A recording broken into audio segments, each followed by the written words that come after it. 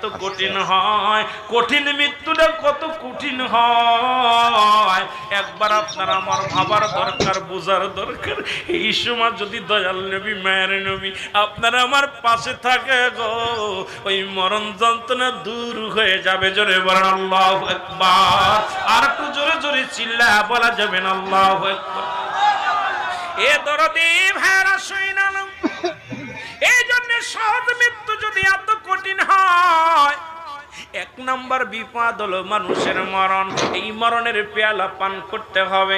দুই নাম্বার বিপদ হলো বাজানলে কবর, এই কবরে আপনাকে যেতেই হবে, কবরে আপনাকে আসতেই হবে, হয় দুদিন আগে দুদিন পরে। এই কবরে যখন আপনারা শুয়া দিবে ও মুসলমান, এর পরের জগৎটা হলো কিয়ামতের জগৎ। এই কবরে কোনো সকাল বিকাল নাই, কবর বলতে বোঝায় মানুষের মৃত্যুর পর থেকে শুরু করে কিয়ামত পর্যন্ত জগৎটাকে বলা হয়